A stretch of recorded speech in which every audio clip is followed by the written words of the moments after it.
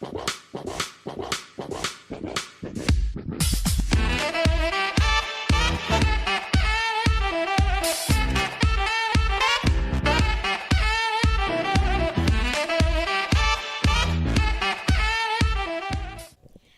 teman-teman, Shalom. Gimana nih kabarnya kalian selama di rumah aja?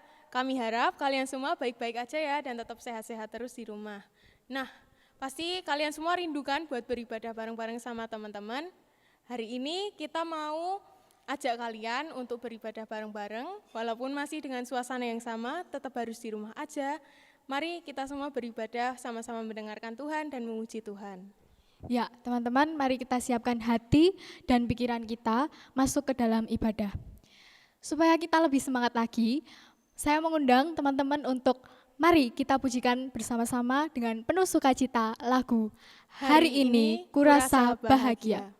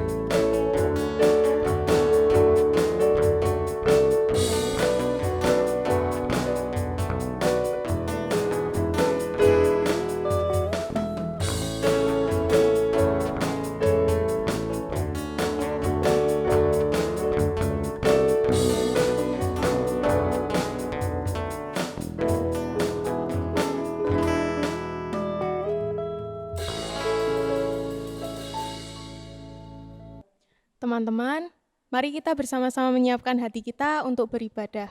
Mari kita semua berdoa. Tuhan Yesus, terima kasih walaupun di tengah masa pandemi seperti ini, Engkau tetap baik kepada kami, Engkau tetap memberikan kesehatan, Engkau tetap memberikan kebahagiaan buat kami.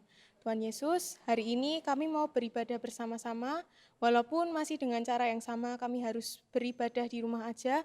Tuhan tolong siapkan hati kami, tolong Tuhan siapkan telinga kami untuk mendengarkan firman-Mu, kiranya walaupun kami harus beribadah di rumah, kami dapat tetap menghayati ibadah itu sendiri. Tuhan Yesus, kami mohon pimpinan-Mu dari awal hingga akhir kami beribadah.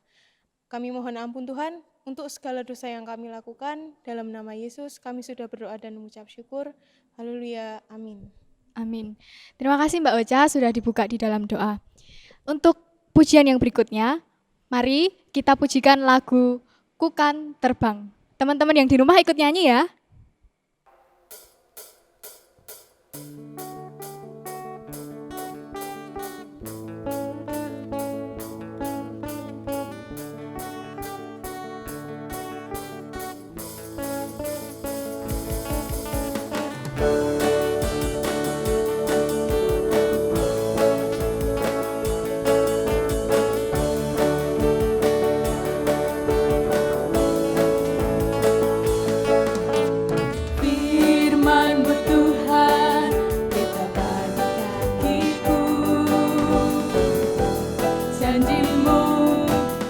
terang bagi jalan-jalanku.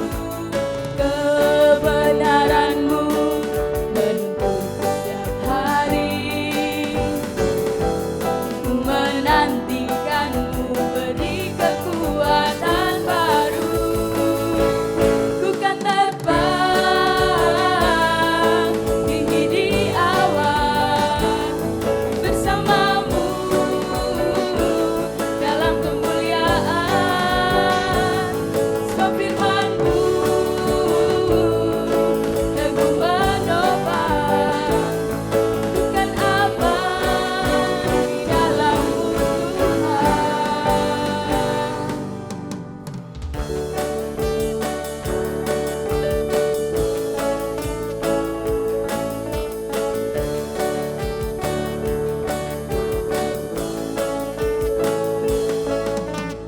Firman-Mu Tuhan, pelita bagi kakiku.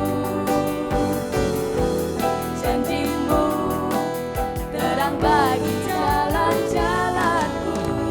Kebenaran-Mu menuntunku setiap hari.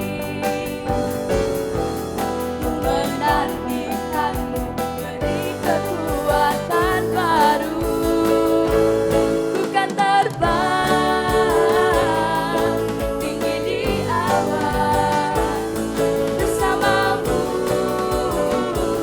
dalam kemuliaan. Sebab firman-Mu teguh menopang. Ku kan abadi dalam-Mu Tuhan.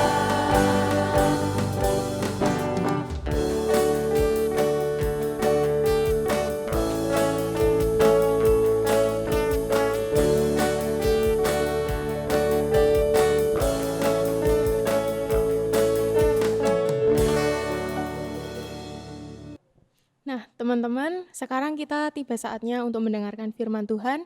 Mari kita siapkan hati kita, siapkan pikiran kita dengan menyanyikan lagu pujian Karya Terbesar.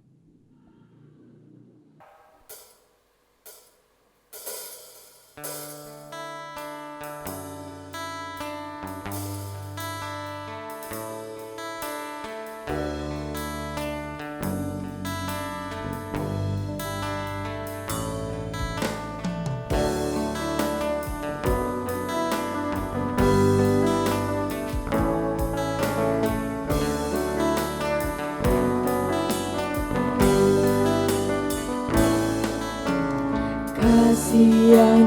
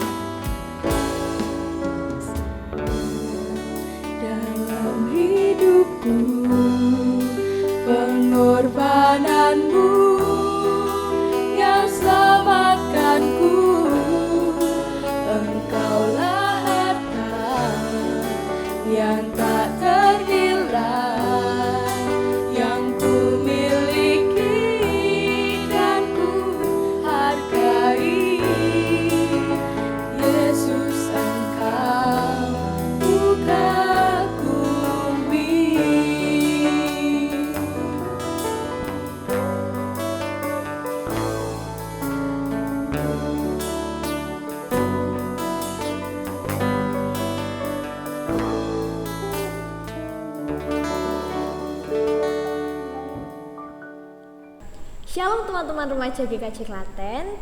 Pada saat ini kita akan mendengarkan firman Tuhan. Nah, aku nggak sendirian nih, aku akan ditemani Mas Ega yang akan menyampaikan firman pada hari ini.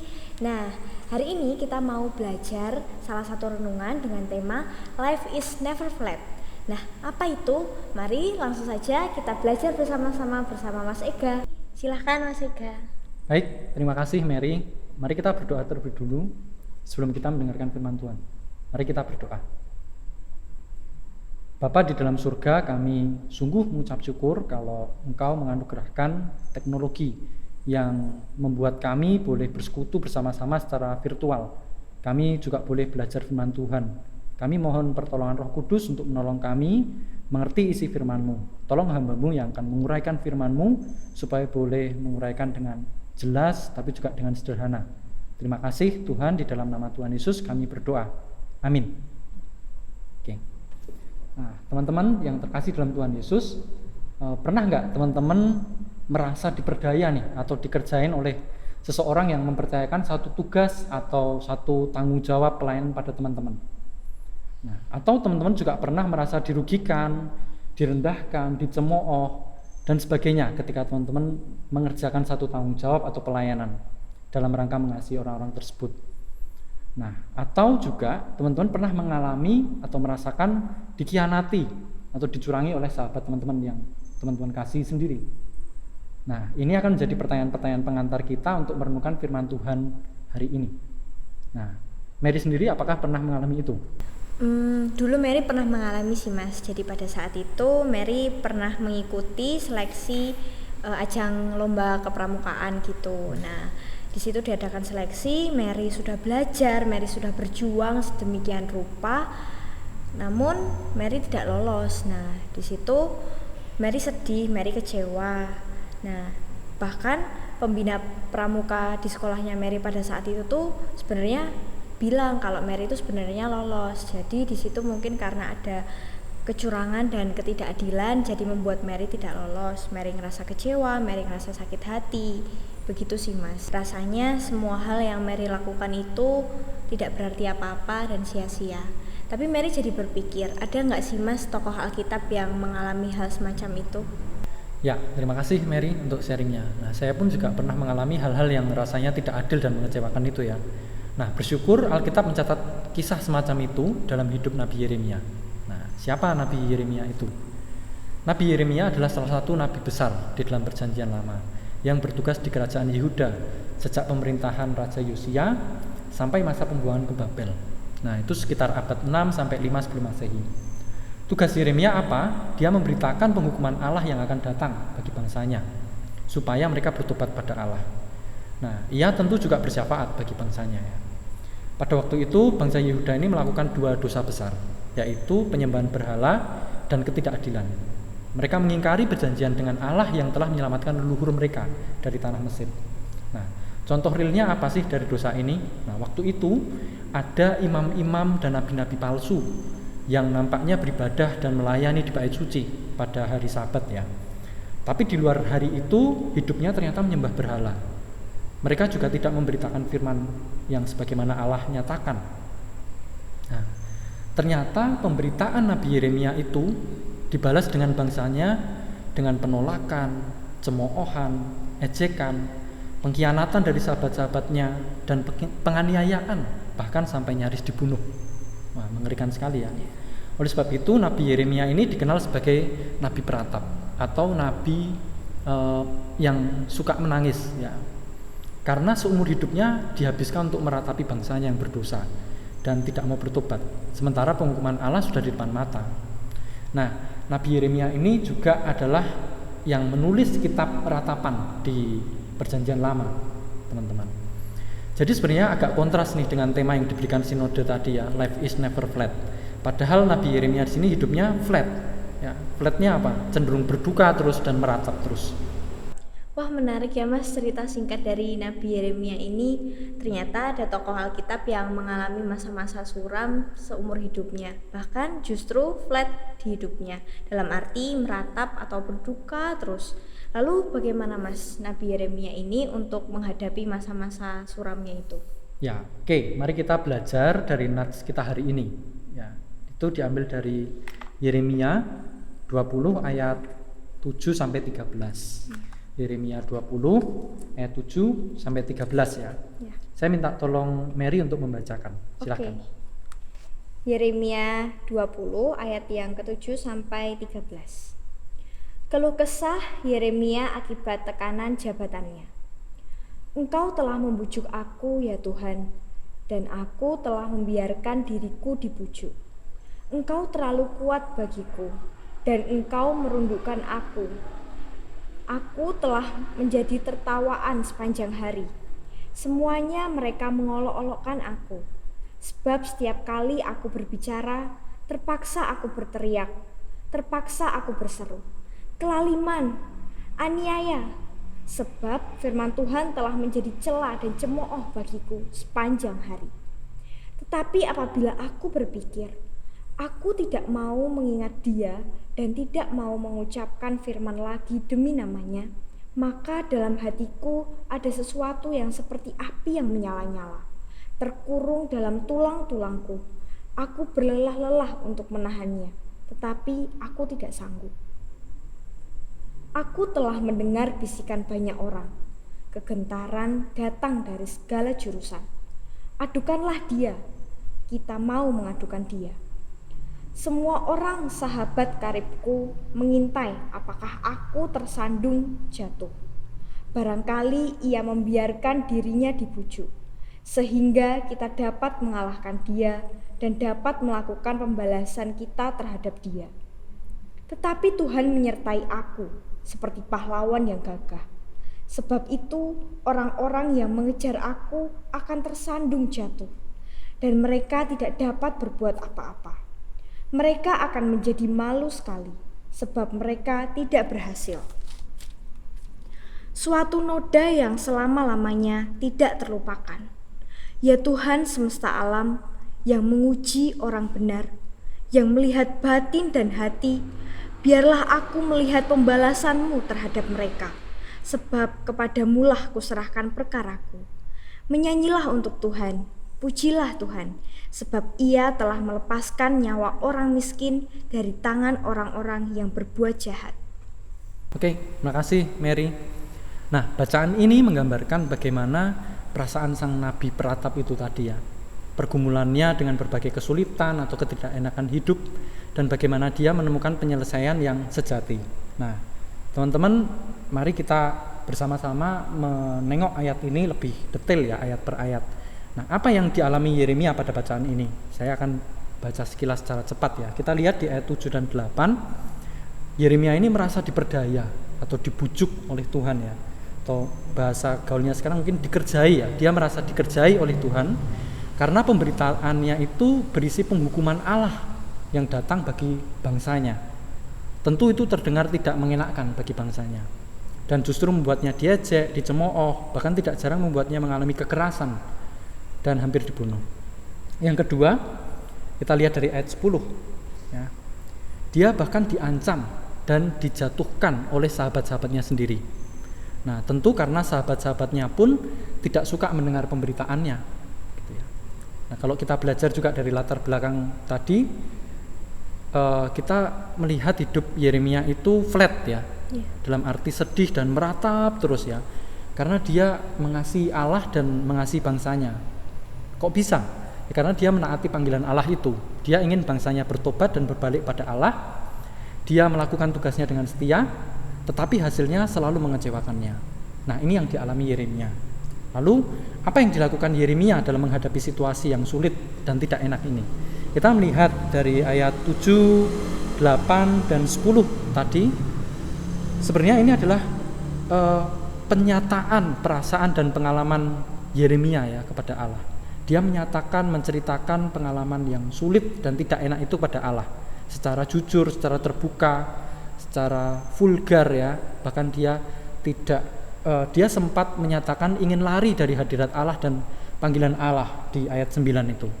Tetapi dia mengakui bahwa di dalam hatinya ada sesuatu yang berkobar, nah, yang menahannya dan mencegahnya untuk berhenti dari panggilan Allah dan lari daripadanya itu.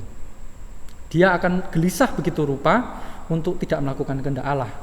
Nah, mungkin ini bayangannya seperti kalau Mary misalnya ujian terus nggak bisa nih, ada dorongan atau ada tertarik untuk mencontek misalnya gitu. Nah, apa yang dirasakan Mary? Pasti merasa gelisah, betul ya?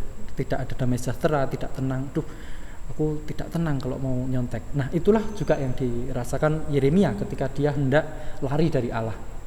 Nah, yang dialami Yeremia ini kalau ditarik ke Perjanjian Baru mungkin juga adalah gambaran Roh Kudus ya, Mary ya, tentang Roh Kudus yang tinggal di dalam diri orang percaya, seperti dituliskan dalam Efesus 1 ayat 13. Nah, saya minta tolong Mary untuk membacakan sebentar. Efesus 1 ayat 13. Efesus 1 ayat 13. Di dalam Dia kamu juga, karena kamu telah mendengar firman kebenaran, yaitu Injil keselamatanmu. Di dalam Dia kamu juga, ketika kamu percaya, dimateraikan dengan Roh Kudus yang dijanjikannya itu. Ya. Jadi ketika kita sudah percaya kepada Tuhan Yesus sebagai juru selamat dan Tuhan secara pribadi, Roh Kudus itu tinggal di dalam diri kita dan menjadi meterai yang menjaga hidup kita dari ketidaktaatan pada Allah. Nah, apalagi yang dialami Yeremia, yang dilakukan Yeremia pada ayat 11, dia menyatakan keyakinannya pada Tuhan bahwa Tuhan berdiri di sampingnya sebagai pahlawan yang akan menolong Yeremia ini mengalahkan musuh-musuhnya. Nah, ini menarik ya, ada kontras. Tadi di awal dia seolah menyalahkan Tuhan, menuduh Tuhan, wah Tuhan ini mengerjai aku gitu ya. Tetapi di sini dia menyatakan bahwa Tuhan itu berdiri sebagai pahlawanku. Nah, keyakinan ini pasti juga adalah hasil dari relasi dan pengalaman pribadi Yeremia dengan Allah yang begitu intim. Dia pernah berkali-kali mengalami kesulitan tetapi selalu mengalami pertolongan Allah. Nah, ayat 12 kita melihat Yeremia memuji Tuhan dengan penuh keyakinan dan pengenalan yang dalam. Lalu selanjutnya juga di dalam pujian dan keyakinan itu Yeremia memohon pertolongan pada Tuhan untuk membalas musuh-musuhnya. Nah, di ayat terakhir kita melihat bahwa Yeremia kembali memuji Tuhan dan bersyukur. Nah, di dalam keyakinan bahwa Tuhan akan menolong dia. Yeremia belum mengalami pertolongan Tuhan saat itu, betul ya. Tetapi dia sudah bersyukur. Ini menunjukkan bahwa begitu besar iman Yeremia kepada Allah yang akan menolongnya itu. Nah, itu pengalaman dan teladan hidup Yeremia yang bisa kita pelajari hari ini.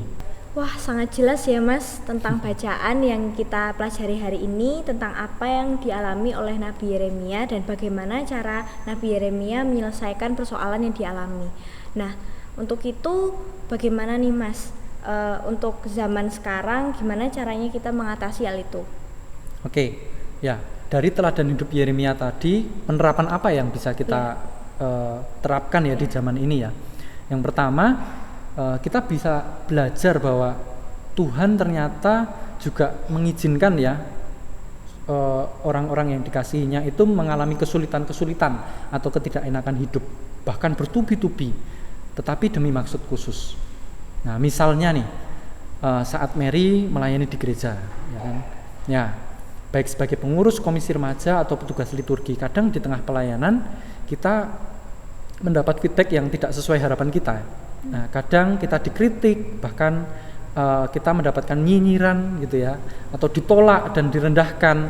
Nah, pada waktu itu kita perlu belajar menyadari bahwa Tuhan mengizinkan itu terjadi untuk kebaikan kita. Nah, mungkin Tuhan menginginkan kita mengoreksi hati kita ya, dalam melayani Dia. Apakah sungguh-sungguh murni kita melayani itu untuk Dia, atau kita sebenarnya sedang melayani diri sendiri? Nah, mungkin juga ternyata memang ada satu atau dua kesalahan yang sifatnya teknis dalam kita melayani. Misalnya sebagai song leader, salah nada gitu ya, atau main keyboard kepleset jarinya misalnya gitu ya. Nah, maka kritik atau nyinyiran itu bisa kita pakai untuk mengupgrade pelayanan kita ke depan. Nah, tetapi lebih daripada itu semua, Mary ya, bagi saya pribadi, ketidakenakan atau kesulitan-kesulitan itu justru menjadi alat Tuhan melatih saya terus belajar rendah hati dan memiliki sikap menghamba dalam melayani. Nah, itu hal pertama. Lalu lebih praktis lagi, bagaimana ketika kita menghadapi kesulitan hidup itu? Ada 3 poin penting seperti yang dilakukan Yeremia tadi. Yang pertama adalah menyatakan atau menceritakan tiap kesulitan atau ketidakenakan hidup kita kepada Tuhan di dalam doa. Nah, kadang kita perlu meratap, mungkin menangis di hadapannya. Nah, bagikan itu, jangan dipendam sendiri, jangan diampet ya bahasa Jawanya, tetapi nyatakan itu kepada Tuhan. Ceritakan secara vulgar dan seterbuka mungkin di hadapan Tuhan. Yang kedua, di dalam keterbukaan kita tadi ya, kita mengingat kembali dan memegang teguh keyakinan bahwa Tuhan Yesus itu telah mengasihi kita, telah mengasihi saya, telah mengasihi Mary, telah mengasihi teman-teman semua dengan menyerahkan nyawanya bagi kita semua. Nah, ketika kita percaya, kita dimeteraikan dengan Roh Kudus seperti tadi kita pelajari ya. Nah, Roh Kudus itu yang menjagai kita dari keinginan kita untuk tidak taat pada Allah atau lari daripadanya. Nah, yang terakhir, seperti yang dilakukan Yeremia tadi, dia memohon pertolongan Tuhan dengan penuh keyakinan dan syukur. Nah, tetapi ini perlu modal. Seperti Yeremia tadi, dia bisa menunjukkan permohonan itu dengan penuh keyakinan. Kenapa? Karena dia memiliki relasi dan pengalaman yang intim dengan Tuhan. Nah, bagaimana kita bisa membangun relasi intim ini, Mbak Mary ya? Nah, kita bisa mulai dengan berdoa dan merenungkan firman Tuhan secara rutin tiap-tiap hari.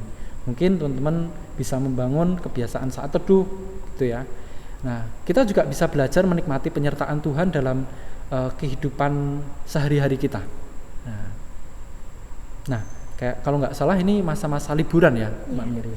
Habis ini masa-masa liburan bagi teman-teman. Nah, teman-teman, masa-masa liburan ini sepertinya menjadi masa-masa yang cukup menolong untuk teman-teman membangun dan memperdalam relasi teman-teman dengan Tuhan. Terima kasih Mas Ega telah membagikan renungan untuk kami semua.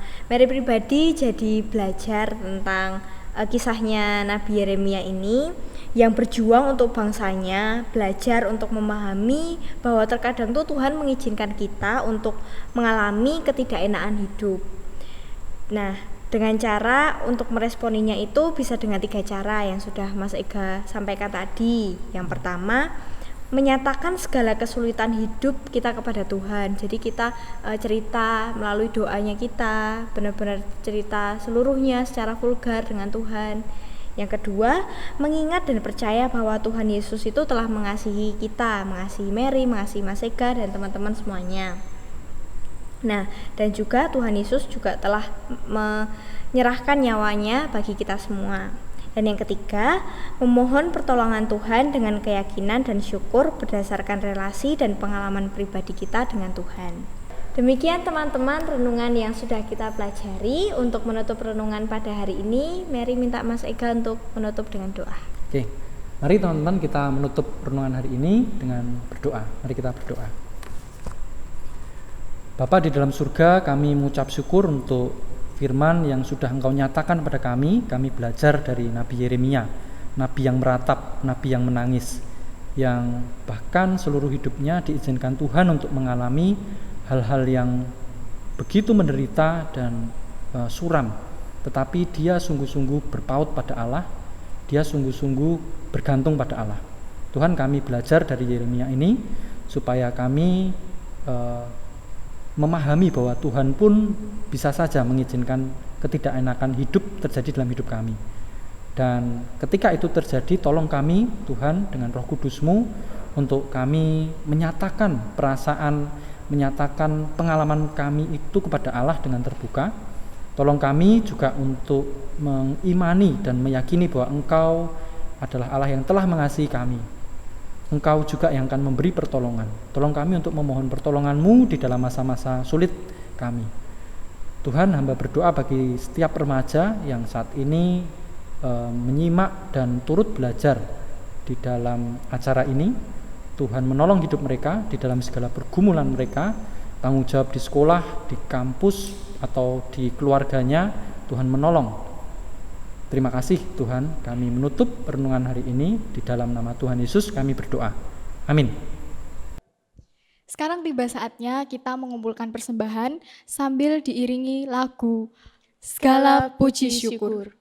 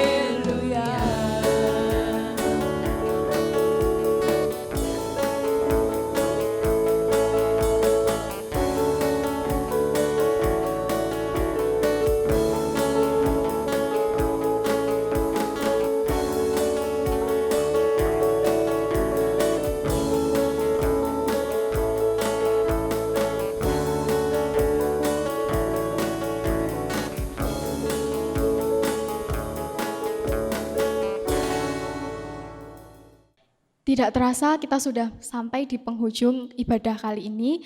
Nah, tapi sebelum kita akan menutup ibadah kita, mari bersama-sama kita satu hati di dalam doa. Mari kita berdoa. Tuhan Yesus, terima kasih karena Tuhan sudah menuntun kami di ibadah pada hari ini. Terima kasih untuk firman yang indah yang Engkau berikan pada hari ini. Kiranya apa yang Engkau firmankan pada hari ini melalui Mas Ega dapat kami lakukan dalam kehidupan kami sehari-hari. Dan Tuhan, kami sudah mempersembahkan sedikit dari apa yang kami miliki. Tolong Tuhan berkati, kiranya persembahan ini dapat menjadi berkat dan dapat untuk memperluas kerajaan-Mu. Tuhan Yesus, kami mengakhiri ibadah pada hari ini. Tolong Tuhan berkati kami selalu, juga berkati teman-teman kami yang ada di luar sana. Kami mohon ampun Tuhan untuk segala dosa dan kesalahan yang kami lakukan. Dalam nama Yesus, kami sudah berdoa dan mengucap syukur. Amin. Nah, teman-teman, ibadah kita udah selesai. Sekarang mari kita tutup ibadah ini dengan bersama-sama memujikan Allahku dahsyat.